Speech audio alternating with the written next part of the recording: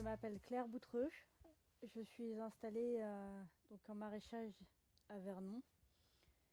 Donc, j'ai fait des études agricoles avant de m'installer. J'ai fait un bac agricole et un début de BTS agricole. Après, j'ai travaillé dans différentes exploitations et après, je me suis lancée sur l'installation jusqu'à la création de l'entreprise en 2024.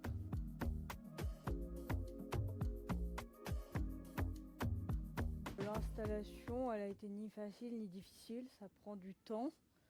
Après, il y a des étapes à chaque fois, chaque étape est difficile. Il y a eu le montage des serres, bon, c'est une galère. Donc les difficultés, elles sont tout le temps. Après, il faut faire avec. On n'a pas le choix. On le sait aussi quand on s'engage dans ce métier.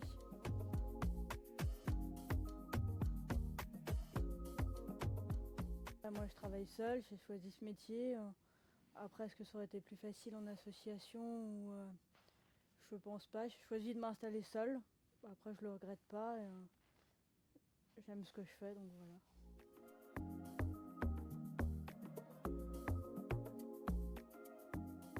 Donc pour l'année 2026, les projets, donc, c'est de développer la vente à la ferme déjà. Et ensuite, je vais essayer de déjà développer la gamme de légumes. Donc faire des cultures importantes que j'avais pas, comme les oignons. Et ensuite, l'idée, ce serait de pouvoir faire de faire de la transfo. Donc des soupes, des gazpacho, sauce tomate.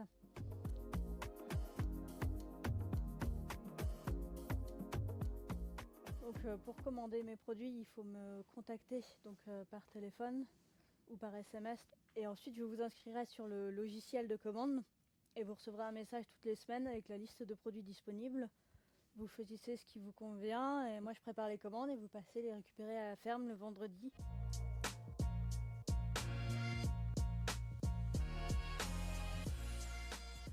Alors moi c'est Samantha Gambetti.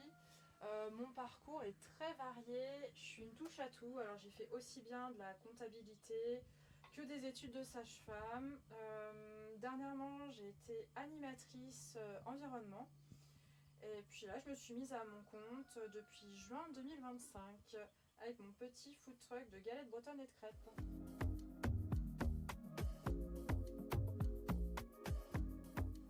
L'envie de faire le food truck, c'était de partir de ce qui était recherché par les habitants du coin. Et je me suis dit que l'alimentaire, c'était chouette. Moi, j'avais pas forcément envie de devenir agricultrice, j'ai pas la force physique ni le terrain adéquat. Mais par contre, transformer de la nourriture, ça, c'était vraiment à ma portée.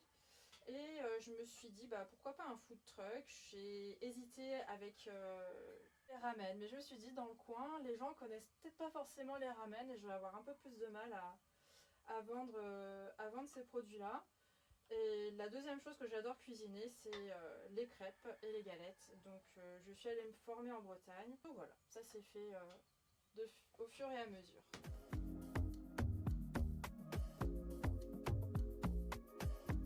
Je pense que la rencontre avec Oriane de la ferme d'Ariana, ça a été quelque chose qui m'a aidée en me disant que c'est réalisable par des jeunes femmes comme nous deux. Et puis je pense aussi que c'est très important d'être bien entourée. Mon compagnon m'a beaucoup aidée au niveau pratico-pratique.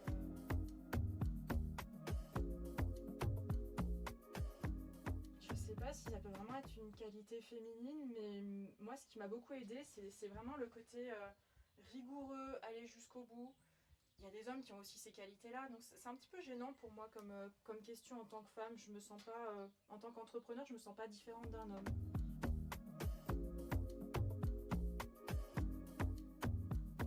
La confiance en soi et d'y croire jusqu'au bout, de pas baisser les bras avant. Et ouais, faut persévérer et essayer, se donner la chance d'essayer.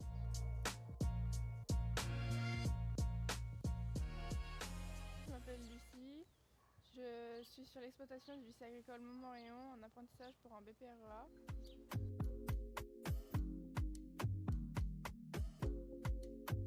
venue plus tard dans mon parcours. Avant, je voulais être auxiliaire vétérinaire. Et pour être auxiliaire vétérinaire, il fallait passer par le bac général. Et du coup, j'ai commencé le bac général, ça ne m'a pas plu. Donc j'ai essayé une autre filière. Et on m'a dit pour être auxiliaire vétérinaire, on pouvait faire un BPREA pour entrer dans une école spécialisée. Donc je suis venue en agricole et au final, ça me plaît beaucoup plus l'agricole que auxiliaire vétérinaire.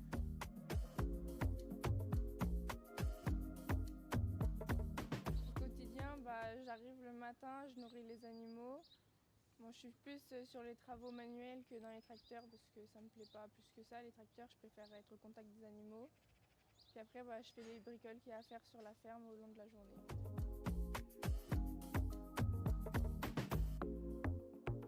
Il faut pas écouter les autres, il faut s'écouter soi-même et faire ce qui nous plaît.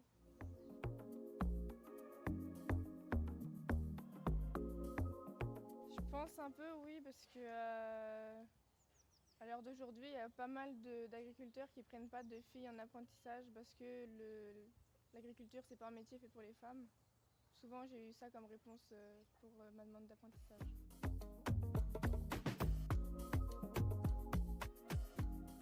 Plus tard, j'aimerais bien d'abord, après mon apprentissage, d'abord faire ouvrière agricole pour m'approfondir un peu plus dans le métier vu que je suis pas de ce monde-là. Puis après, j'aimerais bien récupérer la ferme de mon grand-père.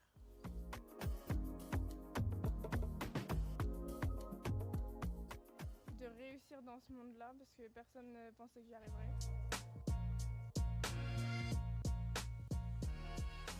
Je suis Aurélie Roumet, j'ai 36 ans et j'habite au petit port de Persac et donc je suis chef exploitante apicultrice au rucher du petit port à Persac. J'ai entre 150 et 200 ruches que je gère à l'année et je produis du miel, de la cire d'abeille, du pain d'épices, des nougats et du nougat à la cuillère.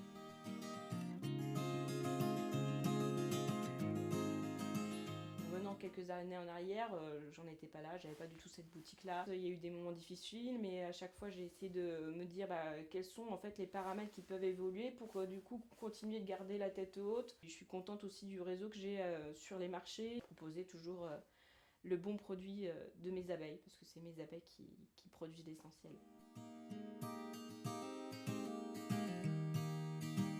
À partir du moment où on a une passion, où on se sent en fait en accord avec celle-ci et qu'on a envie d'en faire son métier, je pense que tout est envisageable. On va avoir aussi une conscience professionnelle qui va être d'autant plus présente parce que du coup on va travailler par passion et ça va être d'autant plus facile de s'investir dans quelque chose où du coup c'est ce qu'on aime faire et presque on va pas avoir l'impression de s'investir non plus plus que de raison, quoi.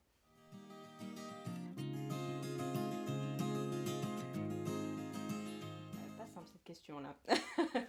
Je dois être une bonne maman, je dois être une bonne épouse et en fait c'est aussi gérer tous ces rôles-là. Chose que j'ai l'impression quand même par rapport à mes collègues masculins, c'est beaucoup plus contraignant pour moi en fait. J'ai quand même un bon réseau de femmes apicultrices autour de moi. Peut-être moins cette sensation que c'est que masculin. Les a priori de certains qui me font ressentir que finalement je suis une femme dans ce métier-là ou du coup sur les marchés, certains vont me dire vous êtes la marchande, c'est votre mari l'apiculteur et vont pas prendre en considération l'apicultrice qui produit en fait 6 tonnes de miel à l'année, qui gère presque 200 ruches à l'année et donc automatiquement les a priori sont que il y a un homme derrière tout ça alors que je gère tout de A à Z.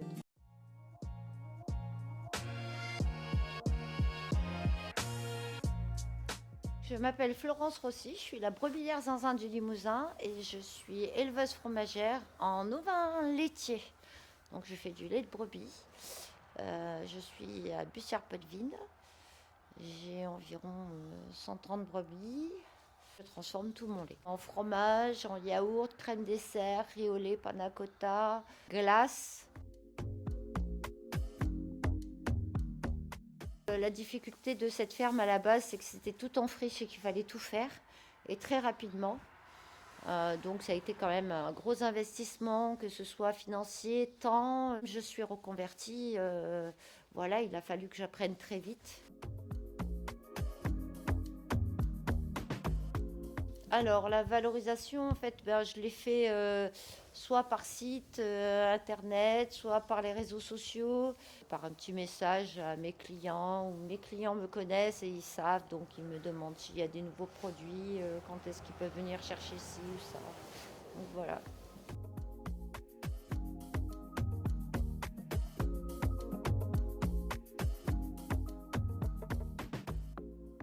Alors être une femme agricultrice, c'est quelque chose de très difficile.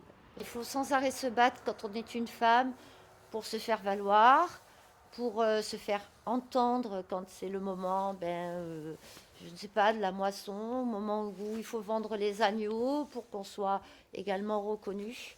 Moi, je reconnais que je n'ai pas la même force physique qu'un homme, mais je suis tout autant capable qu'un homme de faire tout ce que je fais, et je crois que je suis même plus capable qu'un homme de faire ce que je fais, surtout en étant seule sur la ferme, en faisant une partie élevage, une partie transformation, commercialisation et administratif.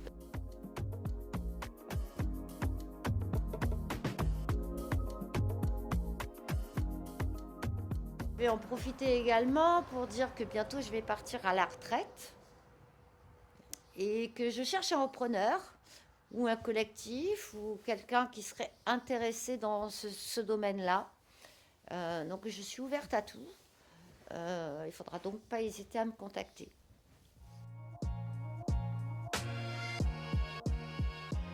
Alors, du coup, je suis Oriane Moussaoui, cofondatrice de la ferme d'Ayana. Je ne suis pas issue du milieu agricole. J'ai commencé par des études de langue, traduction et médiation interculturelle. Je me suis réorientée pour plein de raisons personnelles, familiales. Et c'est là qu'est venu, du coup, avec mon mari, le projet agricole pour restructurer la production agricole. En fait, on a perdu cette autonomie en France, donc on s'est dit, participons à notre petite échelle, faire quelque chose qui, d'après nous, avait du sens. J'étais principalement à la pépinière, au maraîchage, aux plantes médicinales. Aujourd'hui, j'ai réduit un peu mon temps de travail, le temps de retrouver un équilibre. Je suis plus qu'à la transfo et à la commercialisation.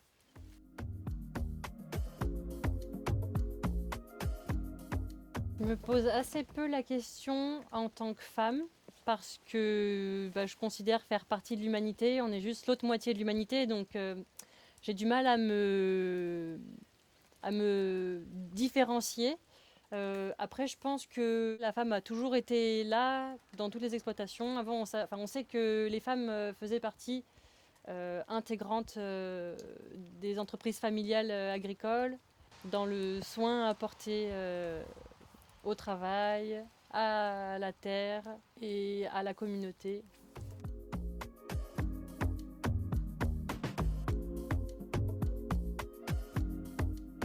Les projets pour la suite, ça sera probablement une partie qui serait davantage dédiée à la légumerie, à la transformation, à la conserverie.